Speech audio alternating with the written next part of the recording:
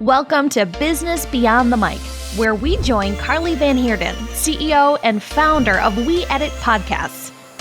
Together, let's uncover the art of podcasting. Hey everyone, and welcome to Business Beyond the Mic. I'm your host, Carly Van Heerden. Today on the show, we welcome Matt Lyles. Matt is the Chief Experience Officer of Brand Builders Group, where his role is to bring his passion and expertise to deliver amazing experiences to clients so that they can make an even greater impact on the world. He is also the host of the globally ranked Simple Brand podcast, where he features best-selling authors and thought leaders to help listeners simplify their customer and employee experience. Over his 20-plus year career, he's helped brands like FedEx, Southwest Airlines, and the Hands On Network shape their experience. Most recently, as a keynote speaker and customer experience consultant, Matt has helped thousands of business leaders learn how to deliver experiences that create loyal customers and loyal employees, all through the power of simplicity. During our conversation, Matt shares his incredible story for launching his podcast and how time away in a cabin in the woods was all inspiration that he needed. He also shares some amazing advice for new podcasters starting out and the tools that he used to help him make those initial big decisions. From there, we dive into Matt's process for securing guests for his show, both as a new podcast and several years later now. He also takes us to his strategies for analyzing his podcast metrics and reminds us that qualitative metrics have so much more value in the long run. Matt is truly so generous with sharing his experience. So without further ado, let's get into the conversation. Matt, welcome to Business Beyond the Mic. It is such a pleasure to have you on the show with me today. Oh my goodness. Thank you so much for having me. I'm excited to be here. Yes, absolutely. And I know you're the man who makes things simple. So I'm excited to get your incredible, accurate, detailed advice. But why don't you start us off by just telling us a bit more about yourself, what you do, your brand, and of course, your podcast. Sure thing. Yeah. Well, so I have had a long career with marketing and branding and customer experience. And I grew such a passion for that I decided to leave the corporate world on my own, on good terms, and actually take a lot of the lessons that I was teaching different people in my own corporate environment and teach those lessons to lots of other business leaders around what it means to create a customer experience that drives loyal customers, but also loyal employees. And my belief is that it's a simple experience that drives loyalty with both of those groups. That's my focus area, is simplicity in customer experience, simplicity in employee experience. So I've been working with a lot of business leaders, coaching and consulting and speaking at speaking events. But then along with that passion, I decided to create my own podcast around it. And I called it the Simple Brand Podcast. Obviously, that is just so fitting. And I would love to dig in a bit more and why you launched it in the first place. What inspired you to take that next step to be like, this is what's next? It's the podcast. I got to tell you, in my business, I never, ever had the plan to even have a podcast as part of my business. But I'll take you back a couple of years. Go back to April 2020 and remember what the world was like April 2020. Yeah, we were a little bit of more than a month into a global pandemic. And I realized that, at this point, they keep saying just 2 more weeks, but I've got a feeling like it's going to be a lot longer than just 2 more weeks. So I went and I drove and I spent, I think, 3 or 4 days at a literal tiny cabin in the woods in Mont Eagle, Tennessee by myself with books and journals and notebooks and a big whiteboard. And I went through an exercise that I like to call, what does this make possible? The whole world is shut down. What does this make possible?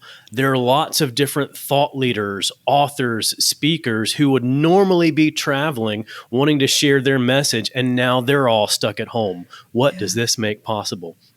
And I came to the conclusion that there were a lot of people wanting to get their message out that didn't have all the avenues that they would be using, like, in-person speaking events, and they would have more time to give to a brand new podcast and say, yeah, you know what, you're a brand new podcaster. I actually do have time to be on your podcast, so why not? And realized it was a perfect opportunity to be able to get access to some bigger name thought leaders than I would be able to get in regular times. And so with that, I was able to launch the Simple Brand podcast, talking mainly to book authors and customer experience leaders and thought leaders. Wow. And that was so totally reflected in the industry too. Like we saw an uptick in podcasters jumping on and doing it and getting their message out there. And, what a great time to take advantage of that. And I was just thinking back to you saying that you'd never even had the idea of starting a podcast. So what kind of obstacles did you face when you decided this is what we were going to do? And was there anything that was holding you back to begin with? Of course. I mean, as most any podcaster knows, like when you're first launching or you're first creating, you're like, for the most part, I have no idea what I'm doing. How do you even start? What technology do you need? What resources do you need?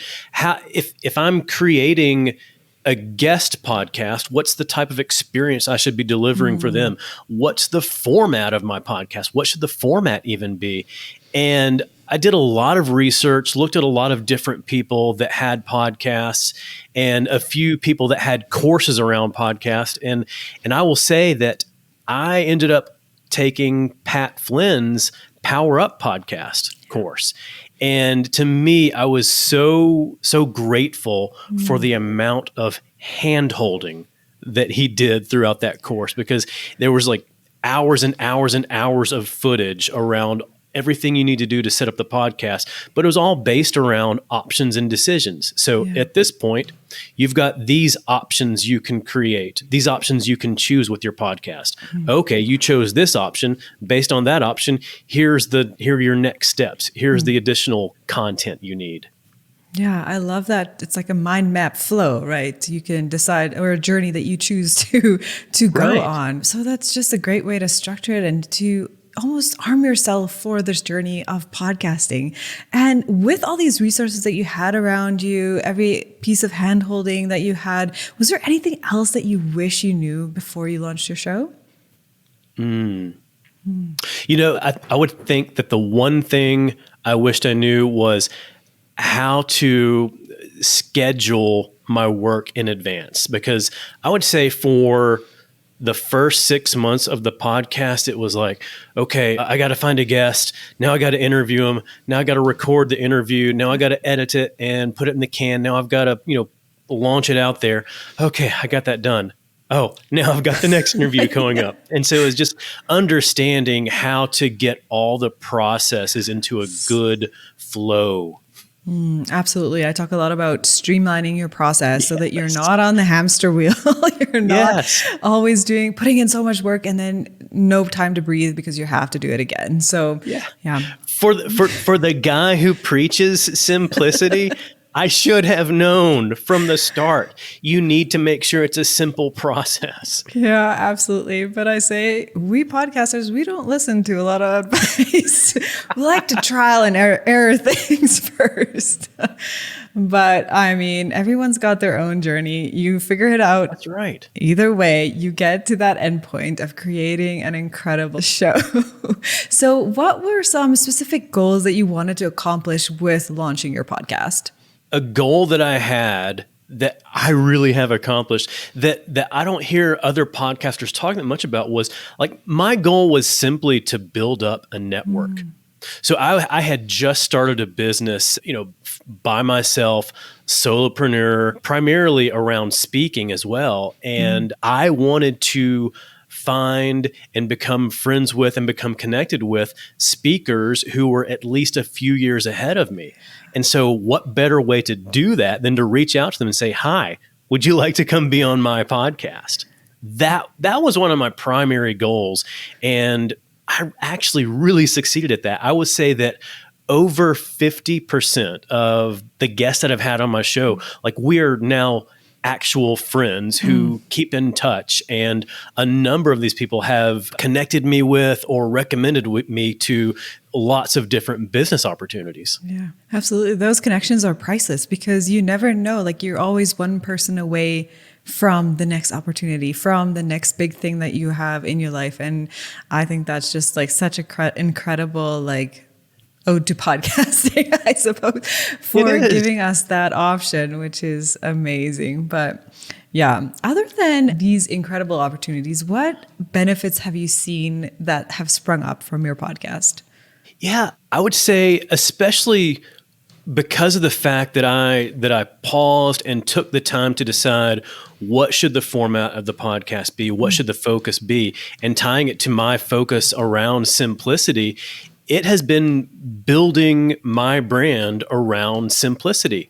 So I will have people either that are in my network, say they're social media followers, or sometimes someone who's like not even a follower will like randomly reach out to me because they saw something that relates to a simple experience. And they say, Matt, you're the simplicity guy. I think you'd appreciate this. So really, it's helped solidify my brand around being the simplicity guy. Yeah, no, that's amazing because you've really carved out that niche for you, and it helps you give you so much direction too, because you know how to tailor your content, how to even select the guests that you're bringing onto your show, because you're focusing on exactly that and helping them bring their own knowledge to your platform, which is great. So then how do you decide on creating that guest experience? Because you say you love the customer experience side of things. What do you do specifically for your guests who come on the show?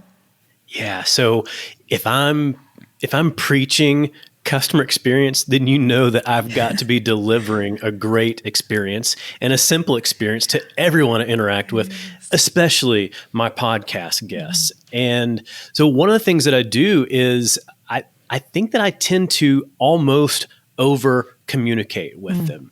Like my goal is to make sure that they have all the information they need to have a good understanding about the podcast itself, who the audience is, who previous guests have been, how their message ties to the format of the show and how it ties to other guests that have been on the show, and then make sure that everything is just a simple experience for them leading up to the interview itself.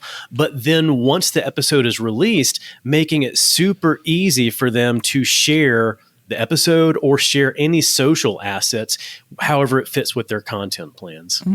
Yes. And there's so much value in that communication, not only in making it a seamless experience for them, but also making sure that you have these touch points with your guests so that when they do pop on the interview, it's not like, oh, hey, nice to meet you. Now you've had some exchanges. It opens up a new level of connection with them.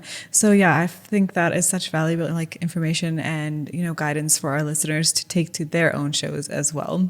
Well, the other thing that I wanted to touch on with you is how do you decide on who to bring onto your show? I know you said you started in a time when it was COVID and it was easy to access those guests in the beginning, but what was your thought process behind reaching out to these guests? What was your strategy for finding the right people for your show? I'll answer that with how I approached it at the very beginning and then how I approach it today. Yes. At the very beginning, again, brand new podcaster and not really having made a name for myself or really having my brand out there, I was reaching out to a number of people who had probably not heard of me already. So what I did was I went through the process of, outlining like, these are the top people that I would love to have on the show, and some of them were really big names. And then looked at, okay, in my network, do I know people who are similar, who are connected with them? Okay, then those are on the list too. And then kind of added another category that were similar to that and landed on a good dozen or so of people that I refer to as gettables. Maybe I was already connected with them. We had interacted on social media before, or I had noticed that they tend to be on a lot of podcasts. And so they would most likely want to be on or most likely be okay with being on my podcast. So get those gettables in there first.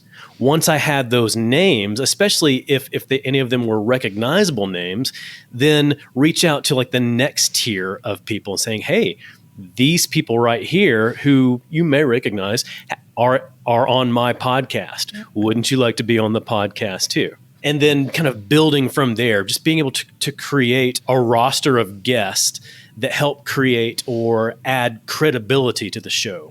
The fact that I've had these guests on the show should help make it easier for you to want to be on the show as well. Yeah. And then for some of those top names, sometimes they were people that simply didn't respond back.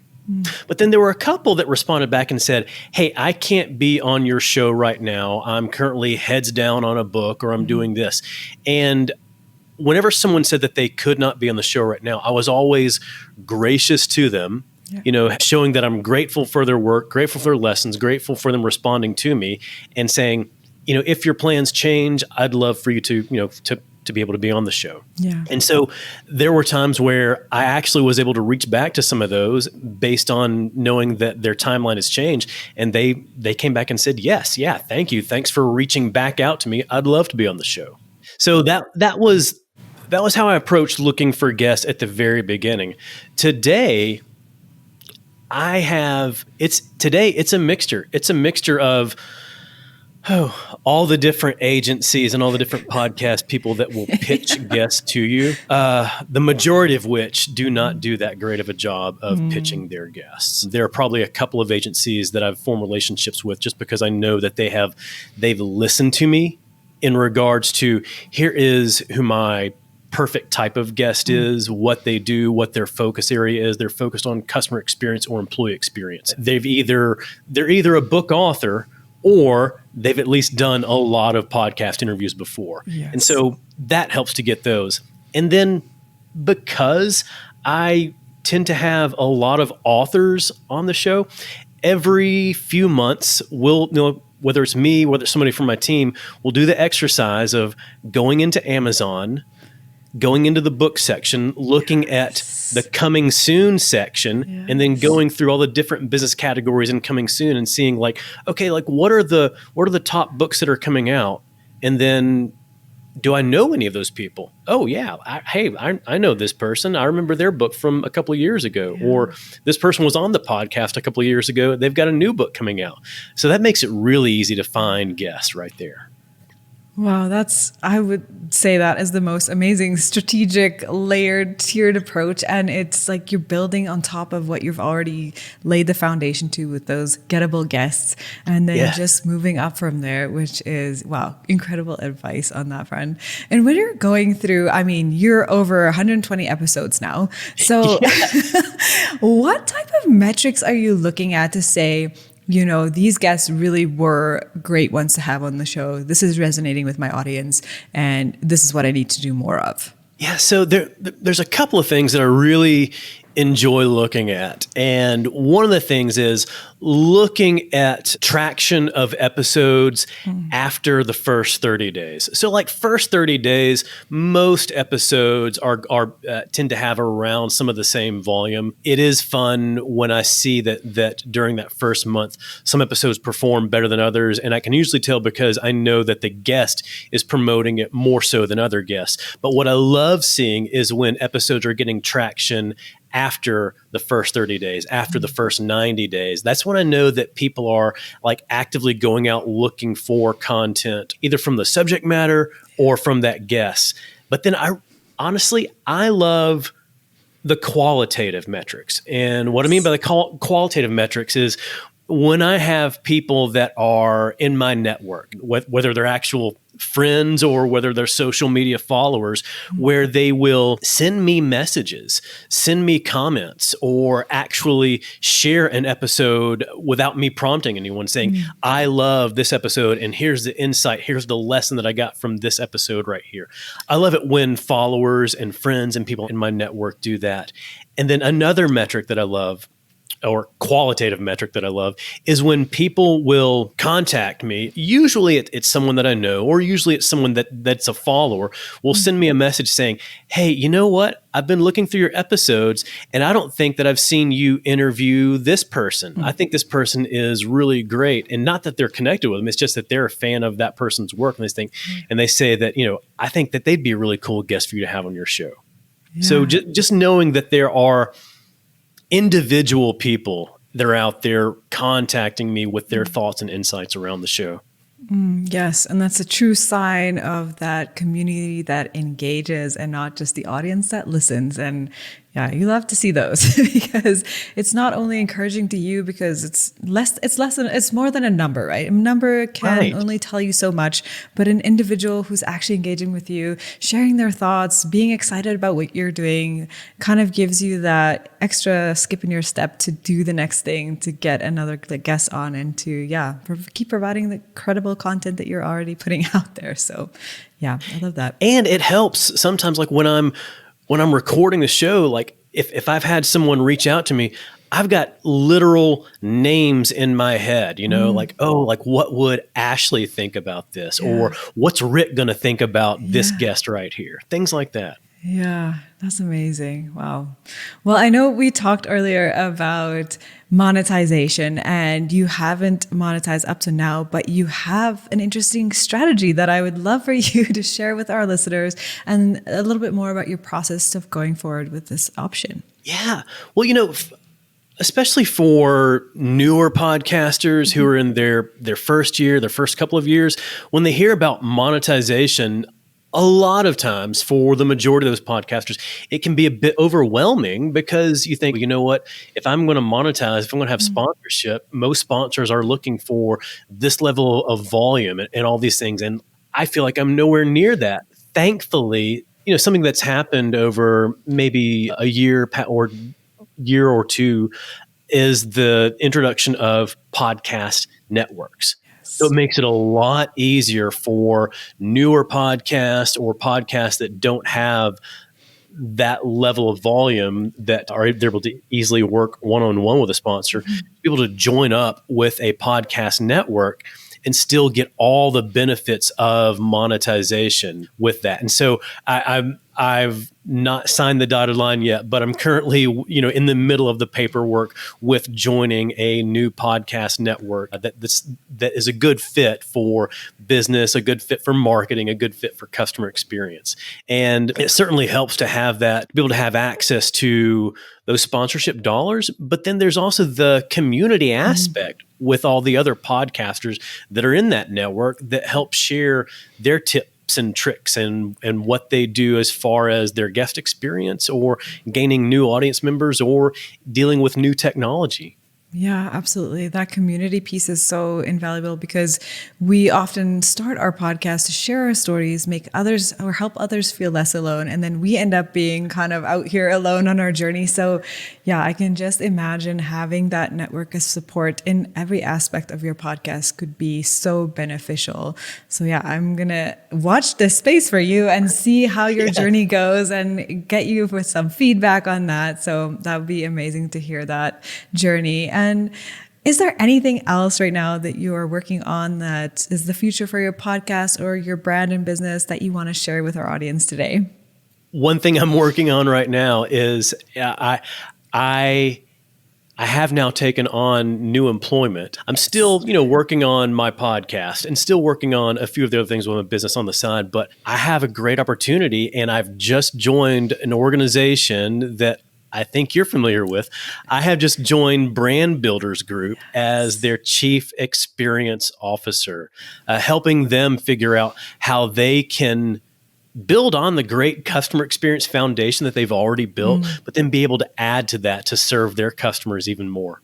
Wow. Well, congratulations on that. We will definitely be watching that and seeing Thank your you. incredible input with them. We love them. And yeah, I was a guest on their show too with AJ, and it was a That's great right. experience. Yeah. But yeah, that's amazing. But now, Matt, I feel like we should have some fun and get into Sure. the quick fire 4 questions, just whatever Ooh. pops to mind. Let's fire away, shall I say. So the first one is, how has podcasting changed the way you do business or life? Oh, wow. Yeah. Again, this goes back to creating great friends with people that I feel like I would never otherwise be connected with. I've been able to make some great connections and great friends with people around the world, really. Yeah, absolutely. So what are your top 3 tools or a non-negotiable investment for your podcast? Number one, absolute number one non-negotiable investment is in audio. You have to make sure that you have a good mic and good sound quality, because you can have, good video, but if you don't have good audio quality, you will tune people out. And thankfully, especially for newer podcasters, you can access good sound quality for a really reasonable price. I use the Audio Technica ATR 2100 mic. Well, your voice is great, by the way. Well, thank you. I love it. Any other tools? Or just your mic? That's the first non-negotiable. Other tools, one thing that helps me with my guest experience is a calendar system, especially with it being able to make sure that we're on the same page, that they can access the interview, they can provide all their materials through that system, and that it sends automatic communications to them leading up to the interview and post-interview. Yes, absolutely. I am becoming the biggest proponent of that right now. Yeah. So you don't miss your interviews when they're scheduled. There you have it. It can happen, yeah. Speaking of those types of fails, were there any big learning lessons that you've had on this podcasting journey? Oh my goodness. You know what? I will say the very first interview that I did, very first interview that I recorded, I thought it was going well, and it did go well. And then I thought, okay, the interview is over. Now it's time to hit stop recording. And so I went to hit stop recording, and I mistakenly hit end the whole call, And so I was like, what happened? And so I tried to dial back in, and I dialed back in. The guest came back on, and he was laughing. He was totally fine with it. He had actually had that happen before. Apparently, I wasn't the only one who's ever made that mistake. Oh, well, I can say the gratitude for kind and empathetic guests is priceless. Right? Absolutely. That always helps. Yeah. So final question. If money or time were not a factor, what would be next for your podcast? Oh, wow. Yeah. So I think there's two things that I would love to be able to do. One is create a really nice in-home studio and have as much in-person interviews as possible. Recording with both audio and video, but doing that in person in the studio, where I could actually take like a whole day with the guest. Maybe we go out, and drive around a little bit in Nashville, go and get some hot chicken, and then come back and have the interview. And we would have spent all day together. So we would have this really good comfort level and being able to talk, back and forth easily in the same room. That is what I would love to be able to have at some point if money, time weren't an issue. Something else I'd like to do, which would require a bit less money, would be, at speaking engagements, I would love to be able to record some live podcast episodes on the stage, whether it's interviewing somebody else that's a speaker at the event, or having a live Q&A with audience members and record that as a live episode. Yeah, those are incredible. I think I would be so intrigued to hear that. And this live thing is intriguing to me because, I still have to get into the speaker world. But once you're there, you probably have way less nerves on it. Or would you say you would still be nervous to do these live podcasts? I would have some nerves around doing that because that would be a bit different than giving a keynote. A keynote is something that you spend a lot of time creating and crafting. Being able to do a live interview, knowing that it's recorded, that's a little bit different. But I would have some nerves around that. Yeah. Well, it's a great challenge and something exciting to take on. And Matt, it's been so nice to hear your story, and thanks for bringing the simplicity to podcasting for us so we can all understand it better and know that others are on this journey with us. Is there any other piece of advice you'd love to offer a newbie podcaster or somebody thinking about starting their own show? I will say this, and to me, this applies to most everything, but especially with podcasting. Something that I love to tell people is your first is always your worst. So when it comes to starting out as a podcaster, your first episode is most likely going to be your worst episode.